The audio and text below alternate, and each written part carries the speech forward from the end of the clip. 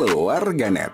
Netizen khawatir terhadap calon presiden nomor urut 1 Anies Baswedan pasca debat ketiga Pilpres yang digelar pada Minggu 7 Januari, dan simak analisisnya dikutip dari CNN Indonesia. Merujuk data analis media sosial Drone Emprit terhadap pembicaraan di Twitter alias X periode 7 Januari pukul 19.00 sampai 21.00 waktu Indonesia Barat, banyak warganet, yakni sekitar 1000-an cuitan, khawatir dengan pernyataan-pernyataan Anies yang dinilai terlalu memancing capres nomor urut 2 Prabowo Subianto.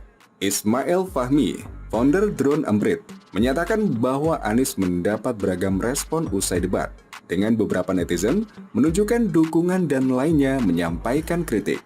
Beberapa tweet menyoroti kritik Anies terhadap Prabowo dan juga penampilannya dalam debat, kata Ismail pada Senin 8 Januari. Beberapa netizen mengapresiasi Anies karena berani menyerang Prabowo selama debat dan memaparkan banyak data. Namun di sisi lain, terlalu sering menyerang personal Prabowo. Terlalu banyak bicara hingga kurang menyampaikan gagasan dan programnya. Kendati demikian, di antara 3 capres, Anies menjadi calon yang paling tinggi mendapat sentimen positif pasca debat semalam. Merujuk data Drone Emprit, sentimen positif Anies mencapai 76%, disusul Ganjar Pranowo dengan sentimen positif 72% dan Prabowo Subianto dengan sentimen positif 40%. Analisis sentimen menunjukkan bahwa Anies Baswedan dan Ganjar Pranowo cenderung mendapat respon positif, sedangkan Prabowo mendapat respon yang lebih negatif dari netizen, kata Ismail. Pada debat ketiga Pilpres Minggu 7 Januari malam, Anies langsung menyerang Prabowo dengan sejumlah isu. Salah satunya, Anies menyinggung soal luas lahan milik Prabowo dan membandingkannya dengan kesejahteraan prajurit TNI. Saya mengklarifikasi data yang meleset. Maaf Pak Prabowo, angkanya terlalu kecil, bukan 320 hektar, tapi 340.000 hektar. Saya klarifikasi, ucap Anies. Kemudian Prabowo memotong dengan kalimat, itu pun salah.